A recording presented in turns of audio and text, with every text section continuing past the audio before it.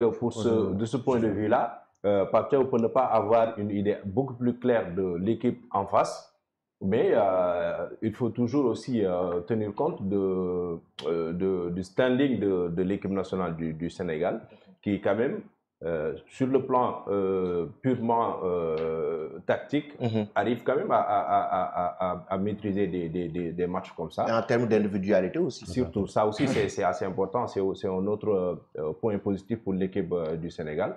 Moi je pense qu'en tout cas, il faut que nous soyons aussi conscients de ce fait qu'il n'y a plus de petites équipes en Afrique. En Afrique. Lucas, comment tu trouves l'équipe nationale du Sénégal? Je crois qu'il a beaucoup de joueurs très forts, comme Sadio Mané, Koulibaly, et je crois qu'il a un jeune qui est le plus fort du monde, qui est le 2008 Amara Diouf. Amara Diouf. Oui. Comment tu trouves Amara Diouf?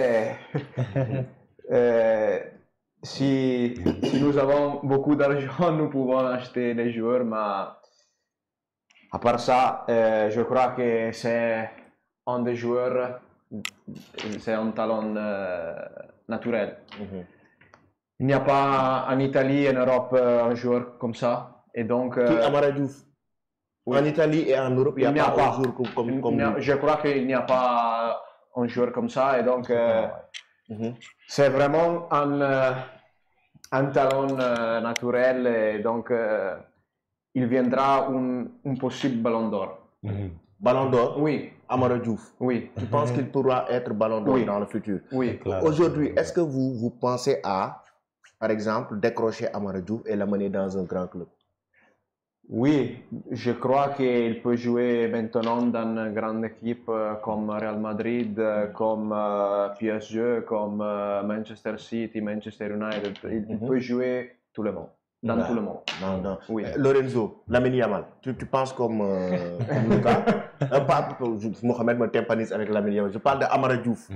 Hein, tu poser la Amara Diouf? Oui, Amara Diouf. Se gli parlo anch'io di... Sì. Ok. Io penso e poi anche di Lamine Yamal. Sì. Se devo collegarmi a quello che ha detto Luca, penso che... il peut faire en lien qu'est-ce que je dis. Penso che tutto il calcio africano si stia evolvendo tanto. Il pense que tout le foot africain, seulement pas sénégalais, il est en train de développer beaucoup. Nello specifico, il Senegal è uno di quei paesi che negli ultimi anni ha più continuità e ha sempre giocatori forti.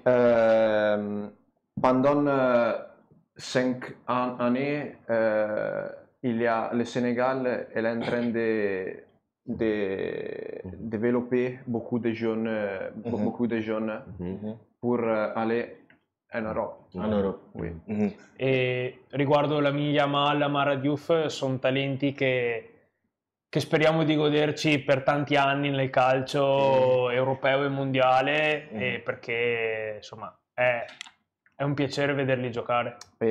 Lamine Yamal et Amara Diouf sont des joueurs très importants et nous espérons que dans l'avenir il y a beaucoup de joueurs comme ça. Selon toi, entre Amara Diouf et Lamine Yamal, le niveau c'est Lamine Yamal. In questo momento sì. Oui, in ce moment nous pensons... Perché ha già iniziato a giocare a certi livelli. Oui, il crée que... il pense que Lamine Yamal en ce moment il est plus fort que Amara Diouf parce que en ce moment il joue au Barça. Et puis il joue des matchs très importants comme la Champions League. Et donc il pense que c'est un... Mais tu penses que dans le futur, Amara peut le dépasser dans le futur? Secondo te in futuro potrebbe diventare più forte? Bisognerà vedere l'esperienza che farà anche lui nei top club una volta che raggiungerà la stessa esperienza. On doit voir dall'avenir comment il se comment on dit? Il va évoluer, il va progresser dans l'avenir. Oui, dans l'Europe. Dans l'Europe, Okay. Effectivement. C'est ce qu'on souhaite en tout cas, oui. Qu'un joueur comme Amara Diouf assure la relève, n'est-ce pas, Mauro? Bien sûr, mais comme eux, ils le disent, hein, aujourd'hui, ils connaissent mieux peut-être certaines choses. Parce que Amara Diouf, quand même, un jeune de 15 ans aujourd'hui, 16 je pense. Oui, 16 ans. Donc, à son âge, connu dans le monde du football, par d'autres dirigeants même qui ne le suivent pas, même si ils travaillent avec des agents qui leur donnent des informations.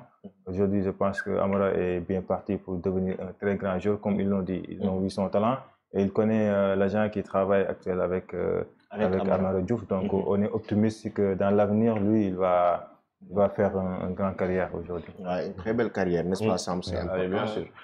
Amara Diouf, j'ai toujours dit que c'est un talent à protéger et malgré que ces situations ont été un peu difficiles ces derniers moments, on souhaite qu'il soit dans de très bons clubs. Je crois que Madi est en train de travailler sur exactement, ça pour oui, lui donner la Génération voilà, d'intégrer des clubs de la Ligue 1. De la Ligue 1. En tout cas, c'est un talent à suivre avec beaucoup d'intérêt et le Sénégal aussi a besoin des joueurs comme ça. Pour votre information, moi, j'en doute pas que dans l'avenir, il va travailler avec un grand club parce qu'il travaille avec l'agent de Pape Matar Sarr. Donc, on est optimiste pour ça. Pour ça. Ouais, Actuellement, il travaille avec l'agent de Pape Matar Sarr. Si. Mais on avait aussi, Madi avait fait une interview pour dire qu'actuellement même, Amara est du côté du FC Metz.